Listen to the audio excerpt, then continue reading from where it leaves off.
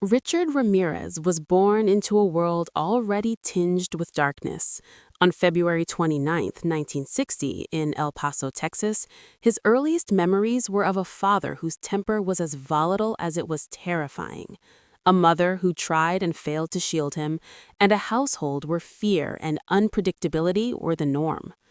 From a young age, Richard was exposed to violence in its most raw form, not just at home, but through the flickering images of television and newspapers. Stories of war, murder, and human cruelty fascinated him, gnawing at the edges of his young mind. Even as a child, there were signs that Richard was different. While other boys played in the streets, he lingered on the periphery, watching, absorbing details that others ignored. He had a restless energy, a fascination with things society deemed forbidden.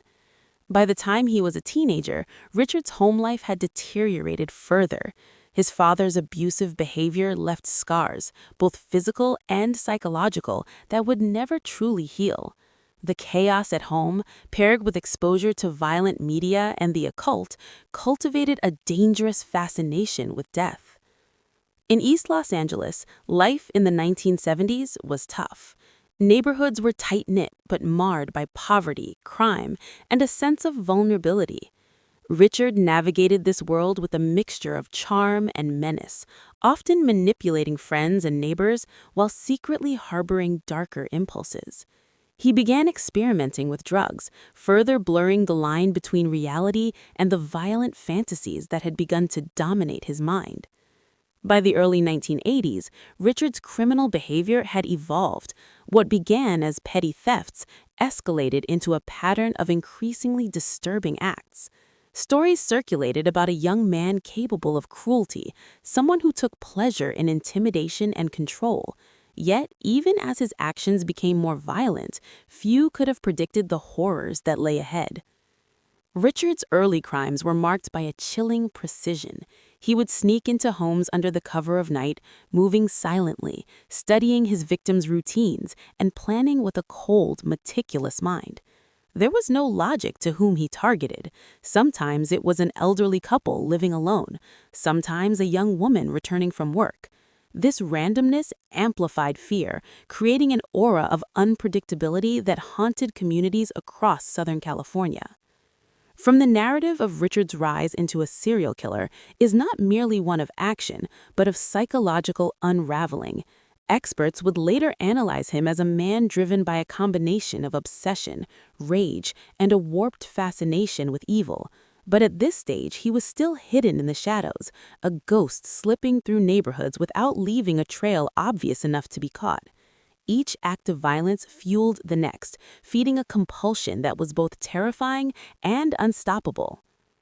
Neighbors in East Los Angeles recall strange occurrences: doors unlocked despite being bolted, items missing from homes, the faintest whispers of someone moving in the darkness, but nothing could prepare them for what was to come. Ramirez's early murders were not just acts of violence, they were statements, displays of a mind reveling in terror. His signature, the subtle use of satanic symbols and cryptic messages, hinted at his obsession with the occult and his desire to leave a mark, to instill fear that lingered long after he had vanished into the night.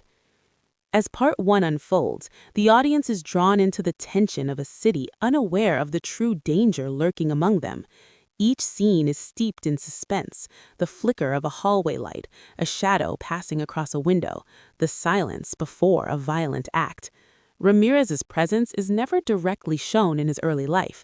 Instead, it's felt, a creeping sense of unease, the foreboding that something dark is emerging. Importantly, this part explores the paradox of Ramirez's personality. He could be charismatic, engaging those around him with charm, only to reveal a side capable of unspeakable cruelty. This duality is essential to understanding his actions. He was not merely a product of circumstance. He was a man whose environment, choices, and obsessions had combined to create a predator. The tension escalates as his crimes begin to gain attention. Law enforcement notices patterns: burglary reports in similar neighborhoods, reports of intrusions with no apparent theft, and whispers of unexplained violence. But at this stage, authorities are puzzled. The attacks are erratic, leaving no clear trail. The public remains largely unaware of the depth of his menace, but those who have glimpsed it sense something profound and terrifying. Part 1 closes on a chilling note: a night in a quiet Southern California neighborhood, a house bathed in moonlight, the faint sound of footsteps on wooden floors, and a figure slipping silently through the shadows. A scream pierces the night. By the time help arrives, the horror has been committed, leaving only fear, confusion, and a growing realization that a new kind of predator has emerged, one who strikes without warning, leaving terror in his wake. This sets the stage for Part 2, where California itself becomes a character, an entire state gripped by fear as the Night Stalker escalates his reign of terror. Part 1 is about understanding the making of a monster, the environment that shaped him, and the early actions that foreshadow the terror to come. Every sentence is crafted to maintain suspense, build character depth, and immerse the audience in the chilling reality of Richard Ramirez's world before his crimes became widely known. By the mid-1980s, Southern California had become the hunting ground of a predator whose name would soon strike terror into the hearts of millions: Richard Ramirez, now infamous as the Night Stalker. Unlike other criminals, his attacks were not motivated by personal vendettas or financial gain. They were pure expressions of chaos, designed to instill fear, dominate his victims, and leave a signature of horror that could not be ignored. The night was his ally. Ramirez struck after darkness fell, exploiting the vulnerability of sleeping households. Doors that were thought secure offered no protection. Windows barred against intruders were sometimes ignored altogether. He was silent, meticulous, and unpredictable. One evening, an elderly couple in Glendale awoke to the sound of footsteps in their living room. Before they could react, Ramirez appeared, his face illuminated by the faint glow of a street lamp outside. The terror in that room would linger far longer than the physical wounds, a psychological scar seared into the community's consciousness. Each attack was different, yet horrifyingly similar in intent. Some victims were beaten mercilessly, others were shot or stabbed. In many cases, he left behind symbols drawn in blood or messages etched into walls, a disturbing reflection of his obsession with the occult and his desire to dominate through fear. News outlets across Los Angeles ran stories that seemed to blur the line between fiction and reality. The public was riveted and horrified, unable to comprehend how one man could evade capture while committing such brutal, random acts. Ramirez's reign was not confined to one neighborhood. From Los Angeles to the suburbs beyond, his presence was felt everywhere. People slept with doors locked, televisions on for reassurance, and even the most vigilant neighborhoods could not predict where he would strike next. Every night became a suspenseful gamble, each creaking floorboard a potential harbinger of terror. Despite law enforcement efforts, Ramirez remained elusive. The Los Angeles Police Department and the California Highway Patrol, among other agencies, coordinated to create a profile and track his movements, but his attacks seemed to defy logic. He did not follow patterns, his choice of victims was random, and his ability to vanish after striking created a mystique that further fueled public panic. What set Ramirez apart was not just his violence, but the psychological terror he instilled. He didn't just commit crimes, he performed them as rituals of fear. Survivors described his eyes, dark, unflinching, almost hypnotic as he entered homes, his presence commanding and malevolent. Victims recalled hearing chants, seeing strange symbols, and feeling an overwhelming sense of doom. Even those who escaped his attacks were left traumatized, unable to shake the memory of a man who seemed to embody pure evil. The media seized upon the spectacle. Newspapers splashed headlines with the moniker "The Night Stalker," a name that would become synonymous with fear. Television broadcasts ran chilling reenactments, showing shadowy figures moving through suburban homes, doors breaking open, and the eerie silence before an attack. The public's fascination mixed with horror, creating an almost obsessive attention to every detail of Ramirez's crimes. Yet, even as the media coverage intensified, Ramirez's confidence grew. He began taking risks, leaving behind small clues, daring police to catch him. Sometimes he lingered at the scene, almost taunting his victims or the authorities. His audacity made him both more dangerous and more infamous. The fear he created was not just in the acts themselves, but in the randomness and the seeming inevitability of his next move. No one felt safe. No door, window, or locked gate could guarantee protection. Communities adapted, but the fear was relentless. Neighborhood watches sprang up, residents carried weapons, and local law enforcement issued warnings. Even the most prepared households could not anticipate when or where Ramirez would strike. Every night became a suspenseful gamble, each creaking floorboard a potential harbinger of terror. Amid this chaos, law enforcement tried to understand him. Profiles suggested a combination of sadism, psychopathy, and occult fascination. Experts debated his motivations, speculating on how a man could commit such acts without apparent remorse. But understanding him offered little comfort. The attacks continued, leaving the city on edge and authorities frustrated. In the midst of this terror, there were moments of survival and courage. Some victims managed to fight back, screaming, escaping, or leaving clues behind. One teenage girl, trapped in her bedroom as Ramirez prowled her house, remembered every detail of his face and movements, details that would later prove invaluable to police. These stories of bravery punctuated the darkness, offering glimpses of hope in a city gripped by fear. Part 2 of the narrative emphasizes the tension between predator and prey, authority and criminal, fear and courage. It paints a vivid portrait of Southern California not just as a location, but as a character itself. Streets shrouded in darkness, communities on edge, and an omnipresent threat that could appear anywhere at any time. The story crescendos with the psychological impact on the public. Mailboxes and newspapers were left unopened for fear of finding notes or threats. Children were warned to stay indoors, even in their own backyards. The cultural anxiety permeated every aspect of life, from schools to workplaces, from small towns to sprawling suburbs. Ramirez's reign was not just about individual attacks, it was about the fear he injected into an entire state. As Part 2 closes, the audience is left in suspense. A montage of attacks, some foiled, some tragically successful, demonstrates the relentless nature of the Night Stalker. Shadows move along walls, lights flicker, and the faint sound of a figure slipping through the night signals that terror has no timetable. Ramirez is still out there, watching, striking unpredictably.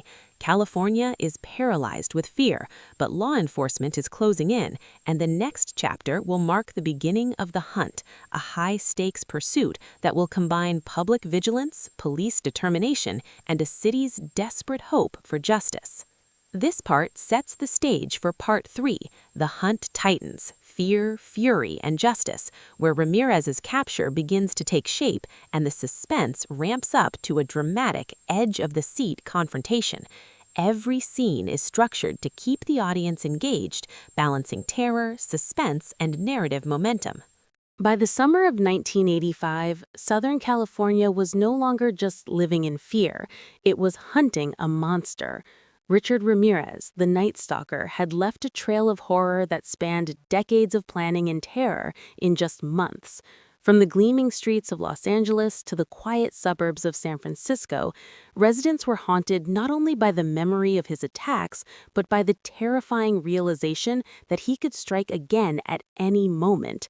Every creak of a floorboard, every flicker of a streetlight could signal his presence. Law enforcement had been chasing shadows for months. The Los Angeles Police Department, the California Highway Patrol, and federal agencies pooled resources to track Ramirez's movements. Detectives pored over reports of break-ins, assaults, and murders, seeking patterns that might reveal his next strike. But Ramirez was a ghost, moving with uncanny stealth, leaving only terror in his wake. His randomness frustrated authorities. Victims varied in age, gender, and social background, and his methods alternated between shooting, stabbing, and bludgeoning, often punctuated with satanic symbols or cryptic messages. Profilers labeled him a psychopath, driven by sadism, lust for control, and an obsession with the occult. Amid this chaos, Ramirez's own arrogance grew. He began leaving traces at crime scenes, intentional or careless hints of his identity. Witnesses described glimpses of a young man with a piercing gaze and a menacing aura. These fragments of information became critical clues, and law enforcement intensified efforts to match descriptions to known suspects. Neighborhoods turned vigilante. Citizens banded together, patrolling streets, sharing reports, and distributing flyers with suspect sketches. Fear had united communities in a rare, desperate solidarity. One particularly harrowing night in Arcadia, Ramirez struck again. A family awoke to the sound of shattering glass. By the time they understood the danger, he was inside their home. The parents were paralyzed by fear, while their teenage daughter hid under a bed, clutching a phone to her ear. In that tense, almost cinematic moment, Ramirez's shadowy figure moved silently across the room. She managed to slip out and call the police, providing the first detailed description of the attacker. It was the breakthrough investigators needed. Her courage would become pivotal in ending the Night Stalker's reign. Across the state, media outlets amplified the terror. The news reported every attack with intense scrutiny, often featuring chilling reenactments. Headlines screamed warnings, and residents were advised to lock doors, install alarms, and stay vigilant at all times. The public became hyper-aware of every movement in their neighborhoods. Children were warned to stay indoors, adults carried weapons, and the simple act of walking home at night became an exercise in fear.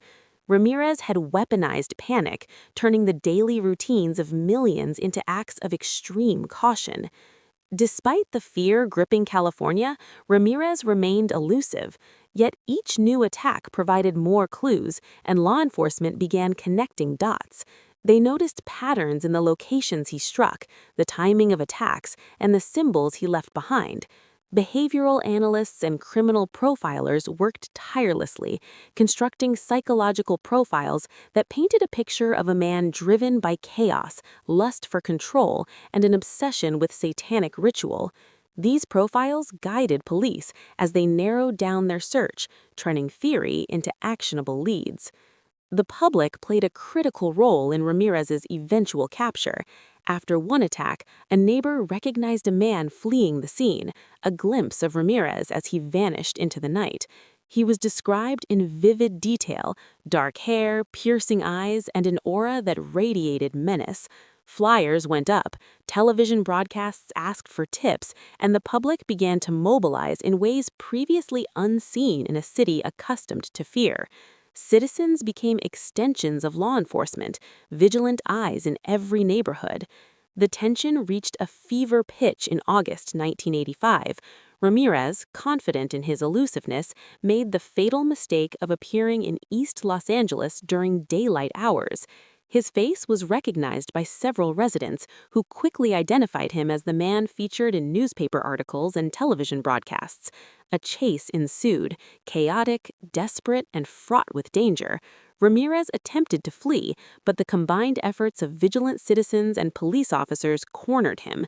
The scene was chaotic: screams, cars screeching, and the palpable relief of finally subduing a monster. The man who had haunted California's nights was now in custody.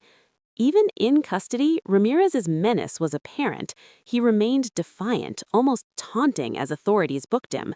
The public's reaction was a mixture of relief and disbelief. Finally, the predator was caught, yet the fear he instilled would linger for years.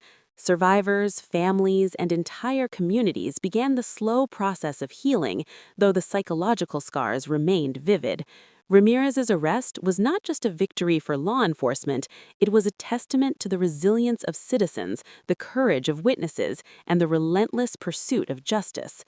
Part 3 also highlights the psychological interplay between predator and prey. Ramirez's terror was more than physical, it was psychological, calculated to make people doubt their own safety. The story emphasizes the tension, showing that every encounter, every near miss, and every frantic police investigation added layers to the suspense. The audience experiences the fear firsthand, seeing the city through the eyes of both the hunted and those hunting him. This section concludes with a reflection on the power of community in the face of unimaginable fear. Ramirez's capture did not erase the horror of his attacks, but offered a glimpse of justice in a city long paralyzed by terror. Residents had survived not only through law enforcement, but through vigilance, courage, and determination. Ramirez's reign of terror was over, but the chilling stories, the psychological scars, and the lessons learned would echo for decades. As Part 3 closes, the stage is set for the final act, Part 4, Darkness Exposed, Trial, Conviction, and Aftermath. The focus will shift to Ramirez's trial, the shocking revelations of his crimes, the courtroom drama, and the lasting legacy of terror he left behind. Every scene is crafted to maintain suspense, highlight the stakes, and immerse the audience in the relentless tension of this real-life thriller. When Richard Ramirez finally entered the courtroom, the fear that had haunted California for over a year seemed to crystallize into a single, tangible presence. The man who had prowled homes, terrorized neighborhoods, and eluded law enforcement with chilling ease now sat handcuffed, yet still exuding the same aura of menace that had characterized his reign of terror. To the survivors, the courtroom was more than a legal venue. It was a stage on which the horrors of the past months would be recounted in vivid detail, where Ramirez's darkness would be laid bare for all to see. The trial opened to intense media scrutiny. Every detail of Ramirez's crimes was broadcast, analyzed, and dissected. News cameras captured images of families who had survived his attacks, their faces etched with trauma, their voices trembling as they recounted their experiences. The courtroom became a theater of fear and resilience, where the terrifying reality of Ramirez's actions clashed with the courage of those who had lived through them. Survivors testified, often breaking down as they relived moments of unimaginable horror. One woman described waking to the sound of his voice in her bedroom, his shadow moving across the wall, the sense of absolute helplessness as he invaded her home. Another survivor recounted being held at knife point, paralyzed by terror while Ramirez prowled the room, leaving cryptic symbols etched into furniture in blood. Each testimony was a chilling reminder of the randomness and brutality of his crimes, yet also a testament to human resilience and courage. The prosecution presented overwhelming evidence: photographs, forensic reports, and eyewitness accounts. Ramirez's fingerprints, his stolen belongings, and even cryptic satanic symbols tied him directly to multiple crime scenes. Behavioral analysts testified about his psychological state, explaining the interplay of sadism, obsession, and psychopathy that drove his actions. To the audience, it became clear that Ramirez was not just a criminal, he was a living embodiment of chaos and terror. Throughout the trial, Ramirez's demeanor was unnerving. He smirked, laughed at moments, and sometimes appeared almost gleeful when the details of his crimes were recounted. His defiance only heightened the tension in the courtroom, creating an atmosphere thick with fear and fascination. Psychologists later described his behavior as narcissistic and manipulative, a man who thrived on attention and the terror he inspired. Even in captivity, he seemed to revel in his notoriety, leaving the public and the court unnerved by his audacity. The media coverage of the trial was relentless. Newspapers printed lurid accounts of his crimes, television broadcasts reenacted attacks, talk shows debated his motives and psychology. The public was captivated and horrified, unable to turn away from the spectacle. Ramirez had become a cultural symbol of evil, a figure whose randomness and brutality challenged society's understanding of crime, morality, and human nature. Conviction was inevitable. In 1989, after months of testimony and deliberation, Ramirez was found guilty on 13 counts of murder, 5 counts of attempted murder, 11 counts of sexual assault, and 14 counts of burglary. The courtroom erupted with a mixture of relief and catharsis. Families of victims wept openly, while survivors finally felt a measure of closure. Ramirez received the death penalty, condemned to spend the rest of his life in prison. Yet, even in the aftermath of justice, the psychological scars of his reign of terror lingered. Survivors struggled with post-traumatic stress, communities grappled with lingering fear, and the cultural imprint of his crimes remained vivid in the public imagination. The randomness of his attacks, the intensity of his violence, and the audacity with which he evaded capture made Ramirez's story unforgettable and chillingly instructive about the unpredictable nature of evil. Part 4 also delves into Ramirez's legacy. Beyond the immediate horror, his crimes sparked widespread changes in community behavior, law enforcement techniques, and media coverage of serial crimes. Home security measures became more sophisticated, neighborhoods became more vigilant, and the profile of serial offenders evolved to include lessons learned from the Night Stalker case. Psychologists and criminologists studied his case for decades, seeking to understand the combination of environmental factors, psychological disturbances, and societal influences that could produce such a predator. Even in prison, Ramirez remained a figure of fascination. Interviews, letters, and occasional media appearances kept public interest alive. To some, he was the embodiment of fear itself. To others, a cautionary tale of the consequences of a fractured mind left unchecked. His eventual death in 2013 marked the end of his life, but did not erase the enduring terror he inflicted on California. The narrative closes with reflection. Ramirez's crimes were not merely about the acts themselves, but about the shadow they cast over an entire state.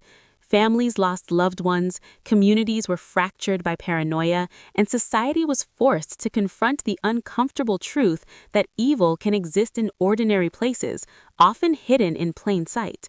His story remains a stark reminder of the human capacity for violence, the resilience of survivors, and the critical role of law enforcement, media, and citizens in confronting terror. As the final scenes unfold, the audience is left with the complex mix of horror, relief, and reflection. Ramirez's reign of terror ended, but the echoes of fear he created remain a permanent part of California's history. The story closes on a somber note. The shadows of the Night Stalker may have lifted, but the lessons of vigilance, courage, and understanding the nature of evil endure, warning generations to come about the fragile line between safety and terror.